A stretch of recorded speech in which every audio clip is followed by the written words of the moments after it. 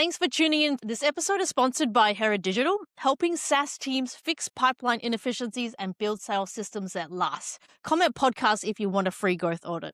Now, in today's conversation with David Hirschfeld from Tekyz, David has been building software products and leading development teams for years, working closely with founders, particularly those navigating what happens when product execution doesn't go as planned. David, thanks for joining us here on the SaaS Playbook. Thanks for having me, Jenny. Now, David, before we even dive deep into Tekyz, I'd love to understand your broader journey and what really pulled you into building and leading software teams. Okay, sure. We go back quite a ways. I've been involved with software since the late 80s, and I had my first software startup I founded in 92 in logistics, route distribution, inventory management. And despite everything my partner and I did, we ended up successfully building it anyway to 800 customers in 22 countries and sold it in 2000 to a publicly traded firm. So my first software journey was a successful exit, and then I was VP of products for them for several years.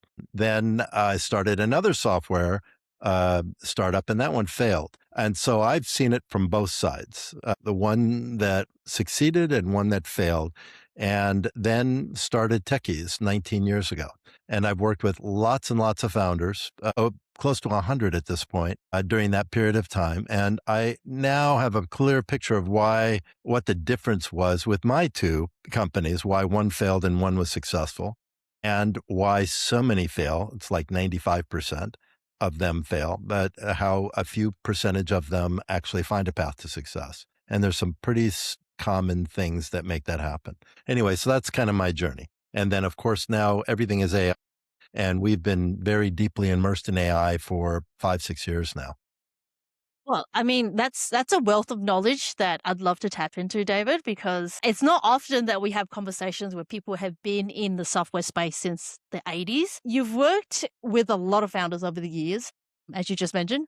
What patterns do you see when early stage companies struggle with product execution? So the ones that struggle, they come with all this spit and vinegar, right? They have a great idea. They believe in it. They believe in the market. They believe in customers, and they know if they build it, they will come. And those are all code words for I'm going to fail. Founders have to get out of this idea that they are wearing a black robe and proselytizing, trying to spread their religion around the world. Instead, what I do is I'll gently try to peel that black robe off and wrap them in a white coat and turn them into clinicians and not trust any of their assumptions. So they have to prove them. And the first assumption is that this is a product that's needed in the market. That's the first and the worst assumption. It's fine to identify a gap in the market and think that you may have an idea how to solve that gap. Then you got to go out and test it and prove that that's true even before you build your product. And there are ways of doing this where you can even start to generate revenues from pre-launch sales to your target customer as a way of proving that you have product market fit, and then constantly questioning your ability to then success and deliver to those customers. Those are the founders that take that approach, that are not afraid to get in front of customers, that in fact, they love the customer. They really want to understand their problems. The product is not important. It's the problem that's important, because it's the only thing that the person you're selling to cares about is they're struggling with something. If they don't admit that they're struggling with something when you're talking to them, you're not asking the right questions, or you've got the wrong product or whatever. So the first thing is making sure that you can tease out of them what they're really struggling with and how much it impacts them personally, how much it costs them. Those are two completely different numbers, right? Because if you have somebody who's struggling with a problem and it costs them a lot, but their personal impact to it is not that high. Let's say they're a senior level manager, but in a company that has been doing it this way for years, and it's going to be difficult to try to convince the founders or the executive suite that they need to solve this problem, even though it's expensive, because there's other things they want to tackle. There's no motivation for them to want to fall on the sword to save all this money, even though it's an expensive problem that you're solving. The converse is true. There may be a problem that the person you're talking to is struggling with on a daily basis, and they're in a lot of pain. They hate it. But the actual cost to solve a value that they would get if it's solved financially is very low. And so, yeah, you can easily sell to them, but you can't sell for much. And so that's not a really good target audience to start going after. So you need to find both those numbers really high. And to do that, there's a whole methodology and workflow to make that happen. And founders that are successful just kind of naturally realize they have to do this and they have to speak to their customers and talk to them about their problems, not about their product. And those are the ones that find a path to success. Two questions on the back of that one, David. Because of your level of experience, evidently, just from the first answer, are you available for coaching/consulting for anybody that's listening to this podcast? Oh yeah, I absolutely am. Yeah, I am.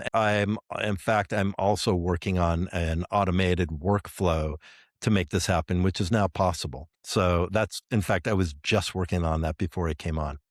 And another question from your original answer is, would you then say go to market as soon as possible so that you can understand use cases and proof of concept to then get feedback? Or would you say take a slower, more prepared and cautious approach? No, that's what founders fail at all the time. They take this more cautious, deliberate approach before they get to the market without ever getting to no, I say go to the market even before you're ready.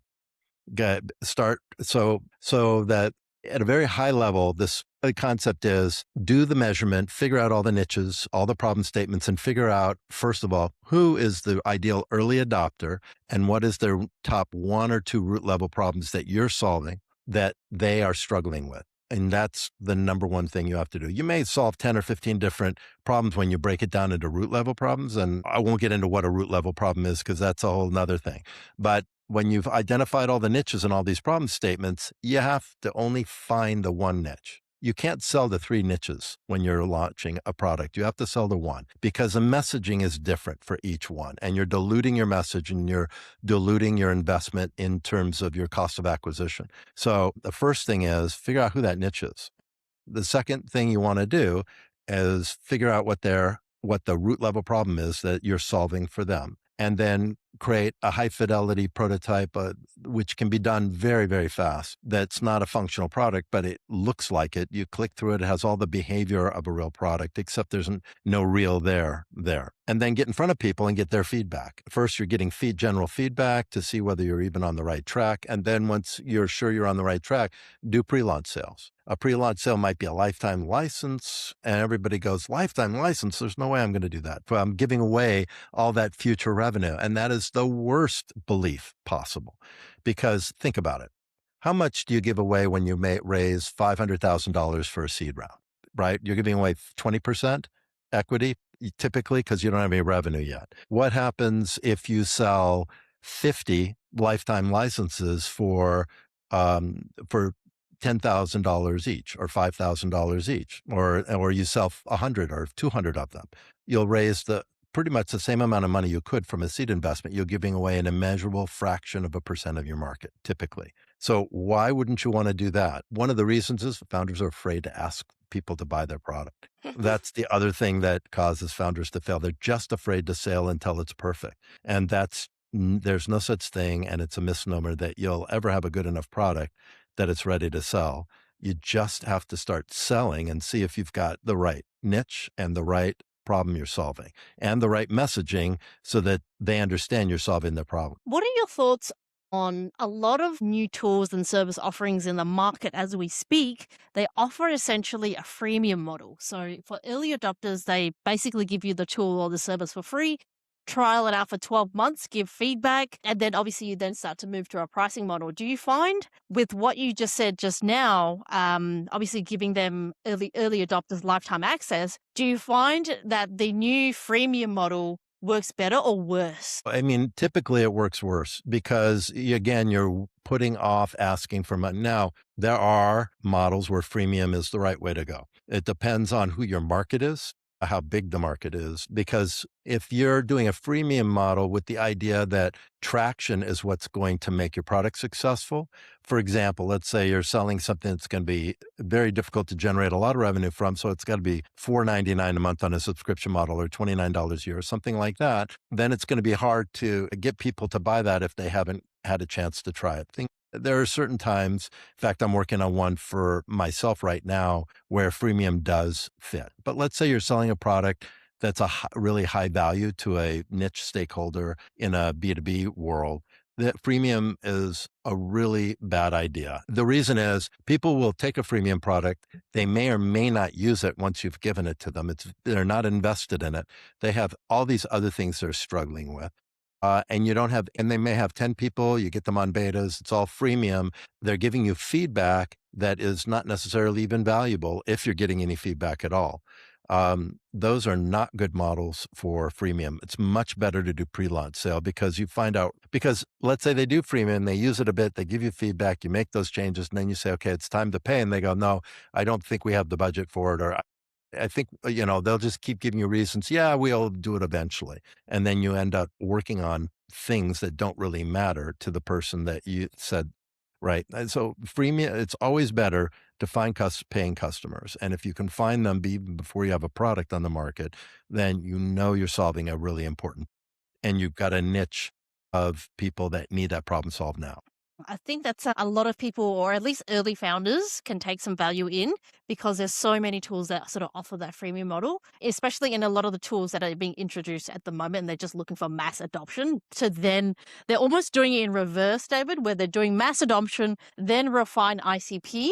But I find that's actually the problem in itself right there, not having at least one core ICP to target, measure, obviously iterate, and then go from there. But when you're trying to appeal to the masses, often it doesn't give you any measurable results. Like I said, there are cases where that is the right approach. For example, I'm working on right now, I'm building it for myself because it's been driving me nuts. A way of tracking Audible apps, books, series, so that when a new book in a series comes out, I get a notification if it's a series that I really liked and I've favorited. I've got a pretty cool app for that. I wouldn't expect anybody to just go buy it unless I did some kind of real big lifetime license kind of launch, which I may end up doing once I've got the product where I want it.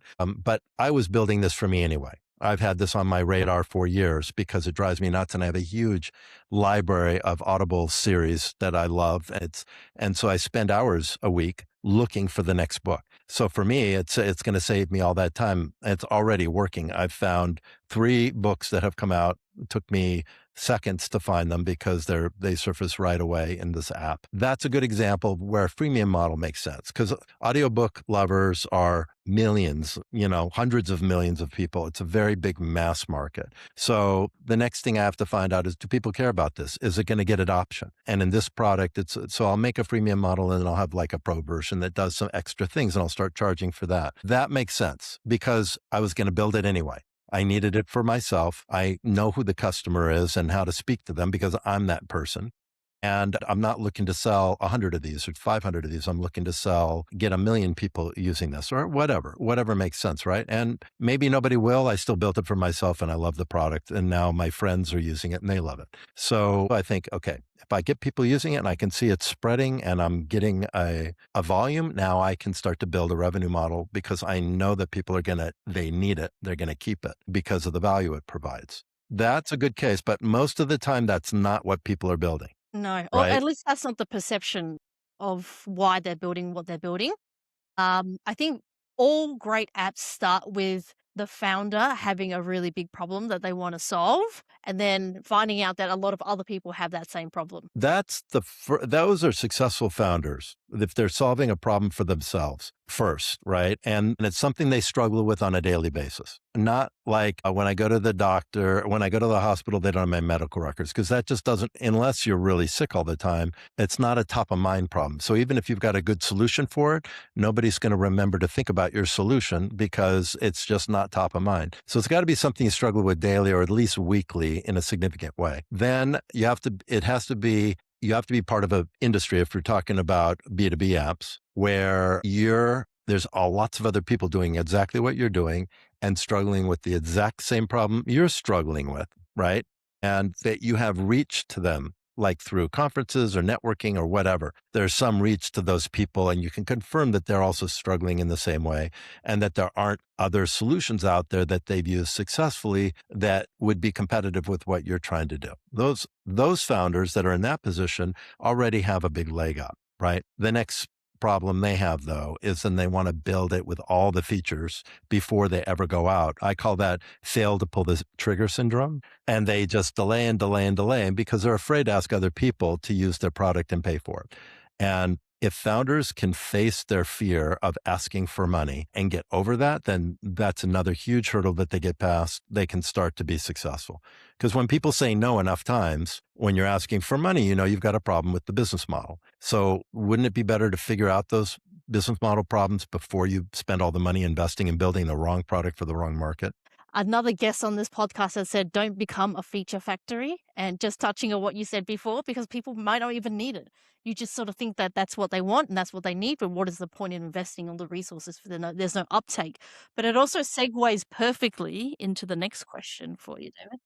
A lot of founders do struggle from the front end growth perspective, getting in front of the right decision makers, the real budget and urgency. From your experience, what makes a prospect fully viable versus just interested in exploring? Well, number one, they have they have the willingness to buy, the willingness to spend money. Number two, they are the decision maker. Number three, you're solving a problem that touches them personally, and it can be any one of a number of types of problems, but it has to touch them personally, and there has to be a high cost to that problem. Well, the higher the cost, the more you can charge because you're bringing back revenue or reducing expenses for that company. If they have all those things, then they're going to buy. And if they don't, like, that might also be the case, except it's a government. And so now you have a long sales cycle. And if you're a startup, unless you have an in certain government sectors, that's not a good place to be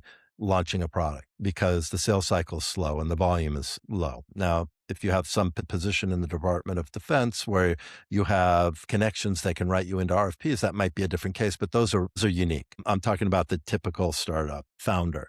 And a lot of these startups would be successful if they just got out and tested their market early. And testing it, I mean asking people to buy the product, not asking would they buy or getting a letter of intent or anything like that, because none of those are actual revenue and they can all fall apart when it comes to actually writing the check. You have to get them to give you money. And if they're willing to give you money, you know they're motivated and they have a problem that needs to be solved. And their willingness to pay, they're proving it by paying for it.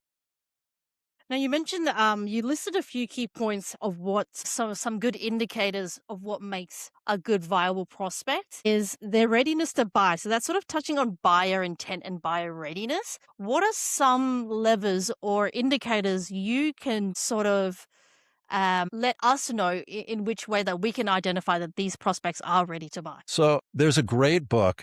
It's a favorite book of mine, business book, called The Mom Test. I don't know if you've heard of it. I talk about it in most of my interviews just because it always comes up. And the reason it's called The Mom Test is if you come with an idea for a new business and you go to your mom to share it with her to get her feedback, and assuming that you have a good relationship with your mom, what do you expect she's going to say no matter what the idea is?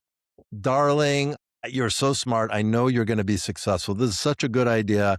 Having somebody deliver a recipe to my door the day that, right, no matter how stupid the idea is, she's going to find some way to make it positive. Okay. So the idea with the mom test is there's a way of actually asking questions about of your mother about the thing that you want to build with and getting honest feedback that's valuable from her. And the way you do that in summary is you never talk about your product. You never talk about a feature. You only talk about the client's problems, what those problems are, how much it costs them, how much they feel personally impacted by it, how motivated they are to do something about it. When have they tried to solve that problem in the past? What have they used to do it? How well did that work?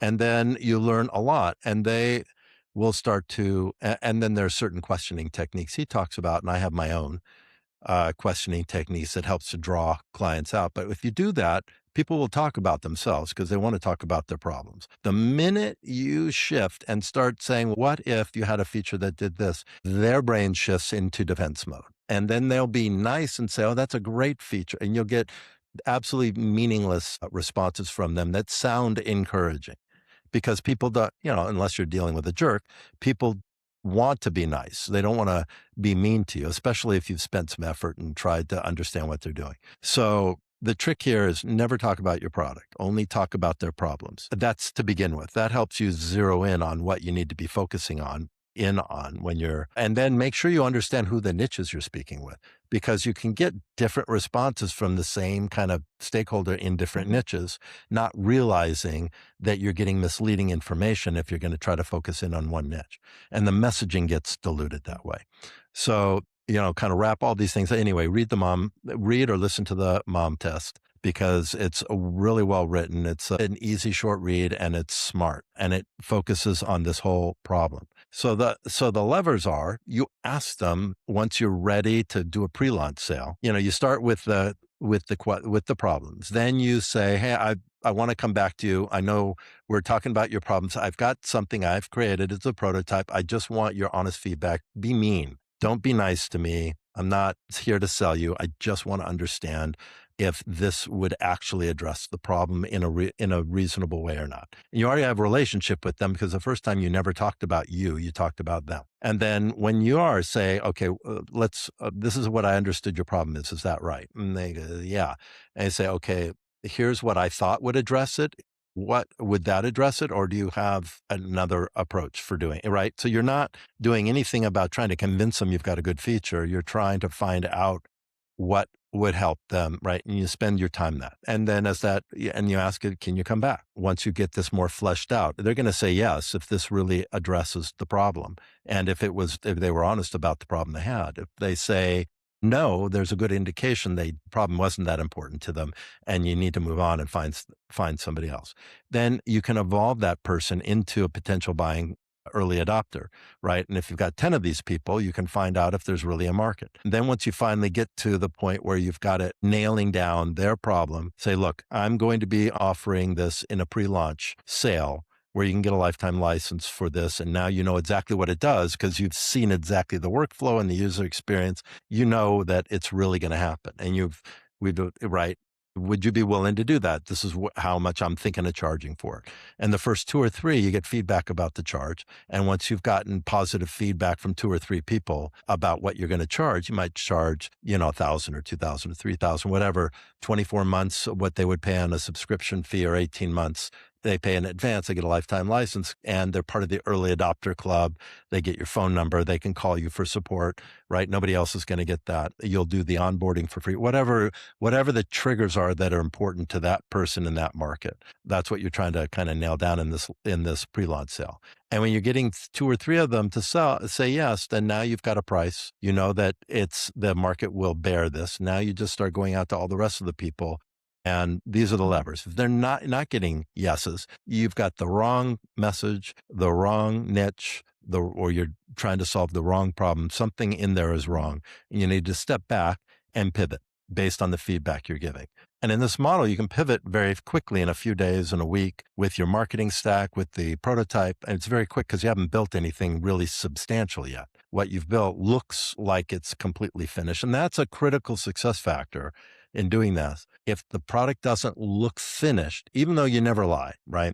If this is a functional prototype, the software is not built yet, it won't be done for at least a few months. But as you can see, we've invested a lot of time getting ready to build this. We can build it pretty fast. You want to buy in get a lifetime license. This will solve your problem, and it's going to save you a fortune, as opposed to getting it once it's launched. If they say, no, I'll wait till it's launched, you get that enough times, it's probably not the right market, not the right early adopter niche. Obviously, having that data first gives you the ability to then pivot and move accordingly. And you have to be essentially quite nimble in the early stages, right? And what key to me out of that conversation was always outline the problem first and talk about their problems. And just like you said, people love talking about their problems. Last question for you, David, before we finish off. Looking ahead, as you focus more deeply on your own products and your own services, how are you thinking about growing differently now compared to when you were purely just delivering services? Well, I'm building a number of products right now. Several of them we need as part of our our development process and automating a lot of the development steps because of AI. But these are all things that are highly useful to any development team. And so there'll be products that we end up marketing as well, but we are justified in building them because we need them internally.